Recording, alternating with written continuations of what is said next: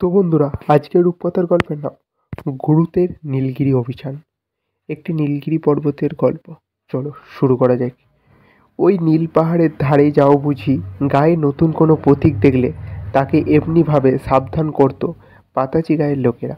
প্রতীকরা কারণ জিজ্ঞাসা করলে বলতো, আছে যেন মস্ত থাবার ক্ষণক্ষণে এক ডাইনি, উজবুকেরা যারাই গেছে তাদের ফেরত পায়নি, কেটে তাদের টুকরো করে রান্না করো সবাইকে, আর বুঝি চাইবে যেতে, আর ভয় পায় না জবাইকে। তাই গায়ের লোক কি দূরের লোক, পুচকে লোক কি মস্ত লোক, পালোয়ান কি চিমসে, কেউ যায় না নীল পাহাড়ের ধারে, ধরে যদি ডাইনি এসে ঘাড়ে। অথচ দেখো, ব্যাপারটা একদিন এলো এক পায়ে খোঁড়া আর চোখেখানা চুপসানো জামা গায়ে আর দুমড়ানো জুতো পায়ে এক জোয়ান লোক। নাম তার গুরুত। নিজেকে অথচ ভাবে রাজপুত্তুর মরি আর কি। হবে কোন ছোট লোক বলে দৈত্যদানবের সাথে লড়াই করে একটা পা গেছে, আর পাতাল বুড়ির রাক্ষস খোক্কসের সাথে ঝুঁসতে গিয়ে একটা চোখ গেছে। এসব বলে লোক হাসাল আর কি। ওকে যেই না সাবধান করা, অমনি নীল পাহাড়ের যেতে সে এক পায়ে খাড়া। বলল, গেল না হয় আরেকটা চোখ, যা না হোক বাকি পাটা। ডাইনিটাকে মারবো যখন দেখবে কেমন বুকের পাটা, হারবে যখন বুঝবে মজা আমার সাথে লড়াইতে, মুন্ডুটাকে করব সেদ্ধ রাধজ্জেই কড়াইতে। শুনে গায়ের বুড়ো লোকেরা হতাশ হলো, আর জোয়ানেরা একচোট হাসলো, আর কোনো চিচকাদুনে মেয়ে খানিকটা চোখের পানিও ফেললো। ওইদিকে গুড় চলছে তো চলছে, পথ যেন আর ফুরোয় না। নীলগিরির চূড়া দেখে যাই কাছে, অথচ ডাইনি বুড়ির নামগন্ধ নেই।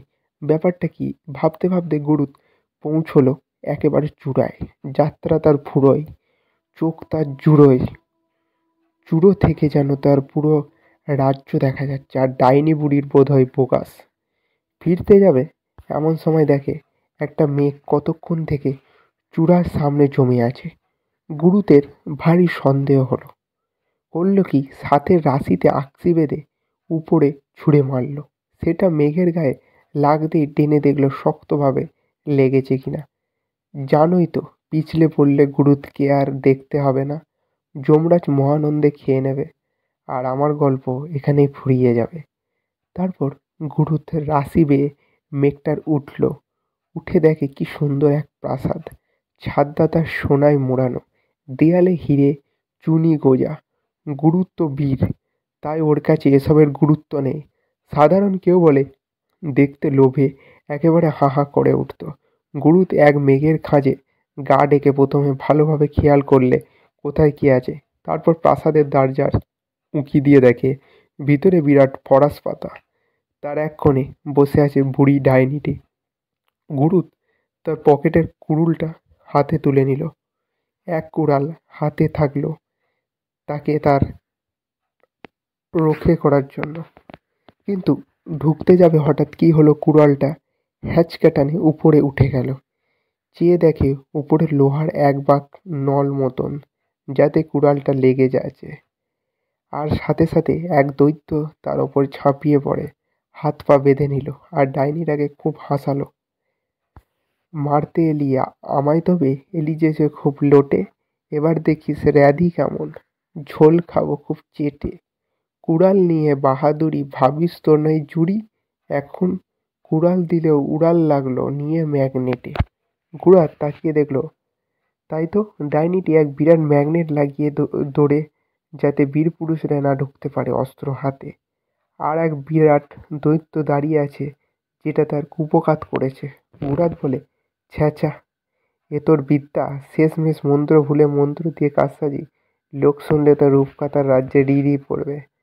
তার জানবে কি রে, তোকে ফিরে দিলে আর রূপকথার পাঠকেরা কি তোর মতন পাড়া বেড়ানি করে বলবে?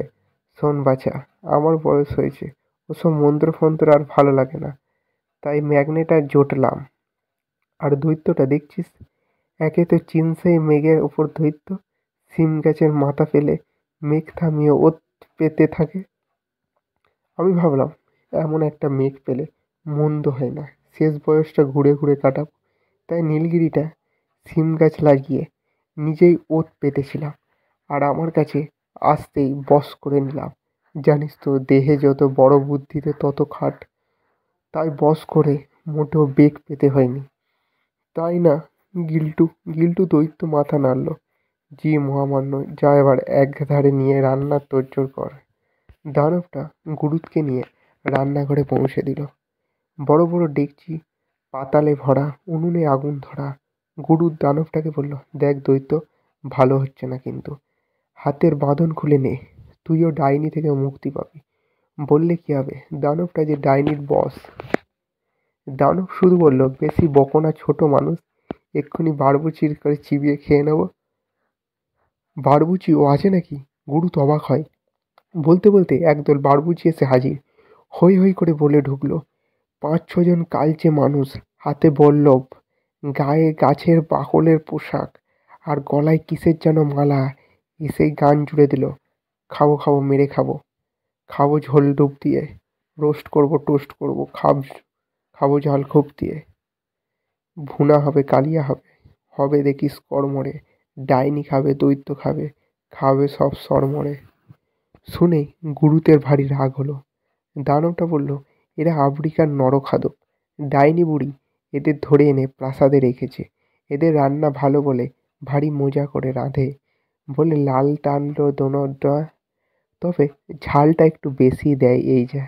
কিন্তু যেই না নরখাদকরা গুরুতের হাতের বাঁধন খুলে মশলা মাখিয়ে উনুনে দিতে যাবে, অমনি গুরুত তার কানা চোখের ওপর পট্টি সরিয়ে নিল। সাথে সাথে ভারী দীপ্তময় এক আলোর চোখ থেকে বের হয়ে গেল। ঘর ভরে গেল। দেখতো সবাই তাজ্জব। ব্যাপারটা ভারী তাজ্জব।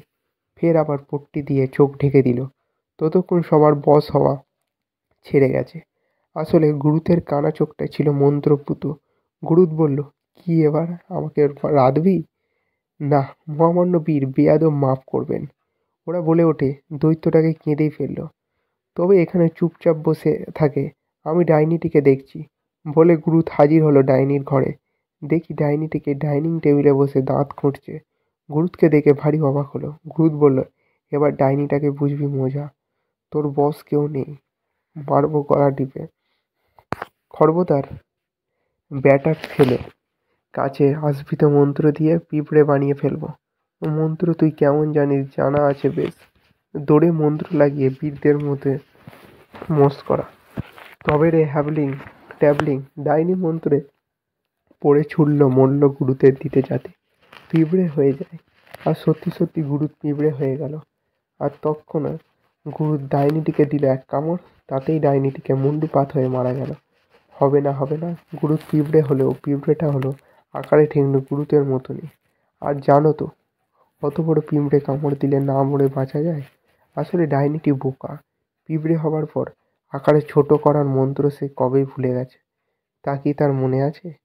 ও হ্যাঁ, ডাইনিটি মরতেই গুরুত ফের মানুষ হলো। কেন যে তা নিজেরাই ভেবে ফের করে। তারপর সুখে শান্তিতে বসবাস করা গুরু করলো। এই তো ভেবেছ সুখ শান্তি কি আছে মানুষের পোড়া কপালে? গুরুত মেঘ থেকে নেমে পেরে তার পথ ধরল। কত রাক্ষস কক্ষস দৈত্য দানব এখানেও আছে, তাদের বিনাশ না করে শান্তি আছে? চলল গুরুত ঘুরিয়ে লোকের মন জুড়িয়ে, বলছি না যা সত্যি জানো, মরল কত দৈত্য দানব, কবর থেকে রাজি হয় বলত ফের সেই কাহিনী, গুরুত যদি রাজি হয়। তো বন্ধুরা, এই ছিল গল্প। কেমন লাগলো অবশ্যই কমেন্ট করে জানাও।